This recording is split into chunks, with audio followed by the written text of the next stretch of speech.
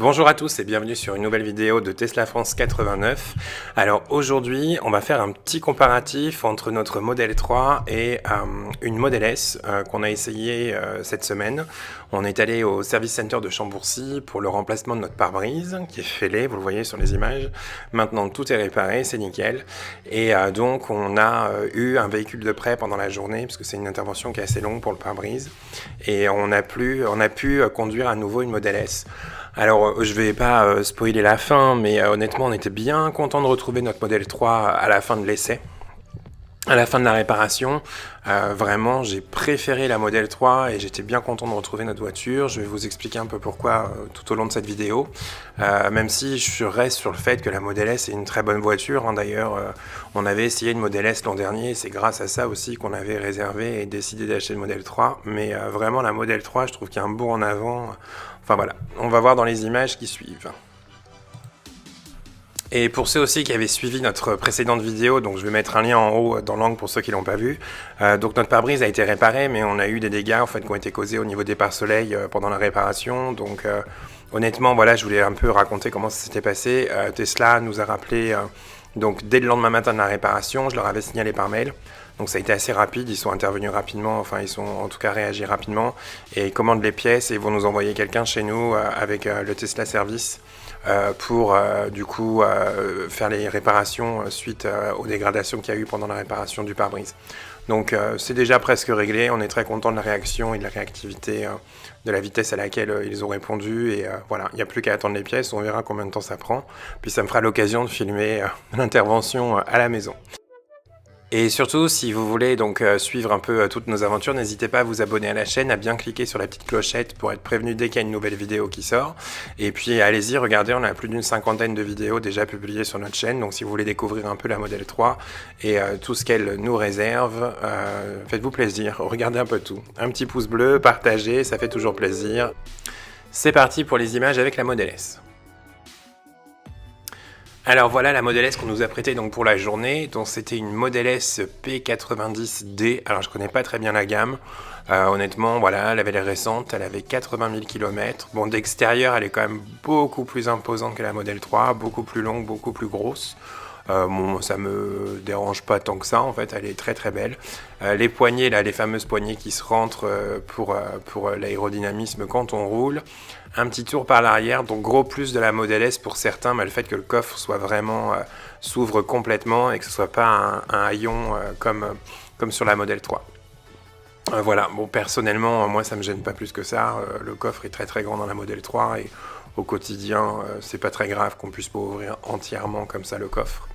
Voilà un petit peu comparatif, donc voilà notre véhicule à nous, donc une Model 3 grise, on voit hein, c'est quand même plus petit, même si honnêtement au niveau de l'intérieur, moi j'ai trouvé que l'espace intérieur dans la Model 3 avait l'air beaucoup plus spacieux finalement que la Model S, notamment les places arrière où j'ai trouvé que l'espace entre la banquette arrière et les sièges avant était quand même assez restreint quand on reculait pas mal les sièges avant, et ce que je retrouve pas au niveau de la Model 3. Après, au niveau de l'intérieur, donc on se retrouve avec une grosse tablette centrale comme ça et un écran aussi à l'avant devant nous. Donc ce qui est beaucoup critiqué en fait sur la Model 3. Hein. Sur la Model 3, il y a pas mal de gens qui disent « Ah, il n'y a pas d'affichage au niveau du conducteur, c'est au centre. » Et en fait, ça m'a gonflé. Que ce soit séparé comme ça. Je trouve que cet écran au milieu, il est vraiment gigantesque avec le GPS. Et vous voyez, par exemple, là c'est marqué à 29 km, il faut que je tourne à droite. Et cette info-là, en fait, je l'avais qu'au milieu. Le rappel du GPS qu'il y a au niveau de l'écran devant moi, il n'y avait pas la prochaine étape, en fait, la distance à laquelle aura lieu la prochaine étape. Et moi, ça c'est quelque chose que je regarde tout le temps. Et donc, j'étais obligé de regarder à la fois devant moi pour avoir les indications des prochains événements, entre guillemets, et sur le côté pour voir un peu le prochain événement, dans quelle période ça va se produire. Ensuite, la planche de bord, vraiment, moi je l'ai trouvée hyper massive. Je me suis vraiment senti engoncé en fait par tout ça. Vous voyez, il y a une espèce aussi de petit capot là sur le dessus du truc. Et vraiment, là, j'apprécie vraiment la Model 3, le côté hyper ouvert, hyper dégagé, où on a vraiment rien. Et puis un grand pare-brise et beaucoup de lumière en fait dans la voiture. Vous voyez là donc le GPS sur le côté où il n'y a pas, et là en haut à droite, je suis obligé de regarder à chaque fois. Aussi ce montant là sur le côté, alors c'était peut-être la couleur, hein, mais j'ai trouvé que ce montant il était assez gros, sombre, enfin voilà, globalement j'ai trouvé la voiture sombre. Je trouve aussi que le pare-brise, vous voyez, ça fait un peu 16 neuvième, j'ai trouvé que c'était assez... ouais, beaucoup moins lumineux que la Model 3, et alors je suis peut-être habitué aussi à notre voiture, mais c'est vrai que ça c'était un peu compliqué. Alors on avait un toit ouvrant, j'ai joué un peu avec les menus, toit ouvrant sur la Model S qu'on peut commander avec l'écran, aussi la suspension, donc on peut régler la hauteur de la voiture pour passer des obstacles, j'imagine, si on tombe, si on va chez quelqu'un et qu'il y a un ralentisseur ou quelque chose. Après on retrouve un peu les mêmes options que dans la Model 3, hein, les feux automatiques, l'autopilote, voilà, l'affichage, on peut régler l'écran, la luminosité. La navigation, on a exactement les mêmes options dans la Model 3, voilà, pour éviter les péages ou les choses comme ça. Enfin, c'est vraiment très très classique. On a les mêmes boutons d'ailleurs en bas que la Model 3. Alors, j'ai trouvé d'ailleurs que c'était très très bas par rapport à la Model 3. Donc là, vraiment, quand on conduit, c'est quand même, regardez, c'est presque juste au-dessus des rangements, alors que sur la Model 3, c'est quand même plus haut. On a aussi les raccourcis donc, pour les trucs les plus utilisés, comme le web ou les choses comme ça. Le son, j'ai trouvé un peu meilleur sur la Model S que la Model 3. Alors j'étais étonné parce que c'est vrai que la Model 3 déjà le son il est impressionnant. Nous on a la finition premium 4 roues motrices et là du coup sur la Model S qu'on a essayé vraiment les basses, j'ai trouvé que c'était encore plus intéressant. Alors ça, vous voyez, il y a un filtre antibactériologique, je crois, s'il y a la guerre bactériologique, on est en sécurité dans la Model S. On retrouve les réglages des sièges chauffants. Par contre, au niveau de la ventilation, vous avez vu juste avant, on n'est pas sur l'animation qu'on a dans la Model 3 pour régler les flux. Là, on a en fait des grilles hein, et manuellement, avec des petits clapets, on peut régler du coup vers là où on veut que le flux se dirige.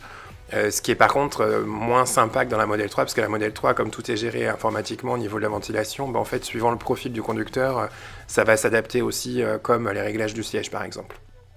Voilà, donc là j'ai fait défiler un petit peu l'écran devant, alors il y a pas mal de choses, on peut régler la fonction du bouton du volant, voilà, on peut choisir ventilation, le toit ouvrant, enfin bon, voilà, moi je trouve qu'en fait on peut très bien taper sur l'écran à côté, quoi. Moi ça m'a pas trop, j'ai pas trouvé en fait cet écran hyper intéressant. Les trucs d'énergie là sur la gauche c'est beaucoup trop petit en fait, moi je trouve que c'est pas très lisible. Je me suis vraiment habitué en fait à cet écran 15 pouces qu'on a au milieu de la Model 3. Alors j'aurais commencé par une Model S, peut-être que du coup ça m'aurait choqué dans l'autre sens aussi. Mais là j'ai trouvé que voilà, il y avait beaucoup de choses en fait qui servaient à rien parce qu'au quotidien ça me manque pas du tout sur mon autre voiture. Et là en fait ouais, j'ai trouvé que c'était un peu revenir en arrière en fait. Alors malgré que la Model S c'est quand même une voiture assez futuriste on va dire, mais là vraiment j'ai trouvé ouais, que j'avais l'impression de régresser un peu, quoi. Beaucoup de commodos, vous voyez, il y en a 3 d'un côté et 1 de l'autre. Sur la Model 3, on en a qu'un de chaque côté. Il y a un commodo qui est dédié au réglage de la position du volant, alors que bon, sur notre véhicule, c'est en fait tout informatique au niveau de l'écran tactile qu'on peut régler ça, avec les molettes aussi du volant qui du coup ont cette fonction. Là, on a quelques infos au niveau de la consommation. Alors ça, je savais que la consommation en watt par kilomètre était beaucoup plus élevée sur une Model S parce qu'évidemment, elle est plus lourde. D'ailleurs, j'ai vraiment eu l'impression, alors que je pense que comme c'était quand même une voiture assez rapide, je crois que c'est une performance, j'ai trouvé hyper lourde, hyper tank quoi. Même dans l'autre sens, la régénération de frein, j'ai trouvé qu'elle était assez faible par rapport quand je relâche l'accélérateur sur la Model 3, j'ai vraiment l'impression de freiner en fait, alors que là c'était assez souple. Pareil, voilà, pour les réglages des rétroviseurs, on est sur des boutons classiques. Même pour ouvrir la porte, dans la Model 3, on appuie sur un bouton. Bon, là, on doit tirer une manette, en fait, comme dans une voiture classique. Voilà, moi, ça me plaît que dans la Model 3, en fait, il n'y ait rien, que ce soit vraiment minimaliste comme ça. Vous voyez, regardez, juste un volant, les 2 commodos, juste 2 boutons sur le volant. Il n'y a même pas écrit Play ou quoi que ce soit. Il y a ces 2 boutons multifonctions.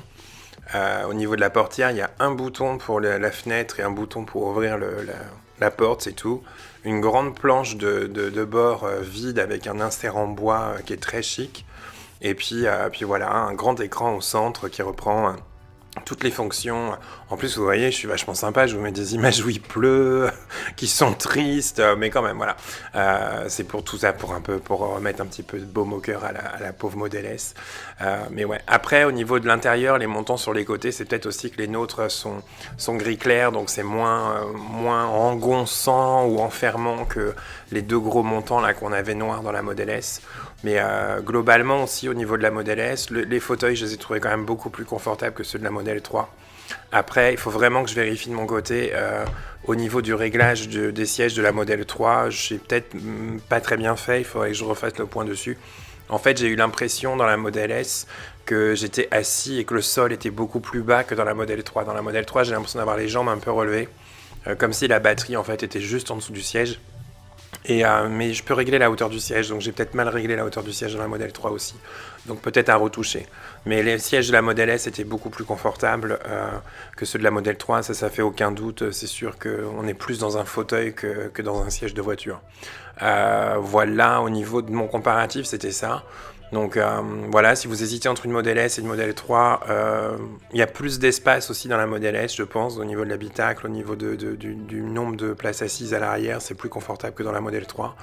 Mais essayez les deux, faites le tour, et moi c'est vrai que j'aime bien ce côté simpliste, ce côté minimaliste de l'intérieur de la Model 3 et toute cette lumière aussi qui est à l'intérieur. Voilà, bon j'espère que cette vidéo vous a plu, et puis à très bientôt pour une nouvelle vidéo sur la chaîne. Salut!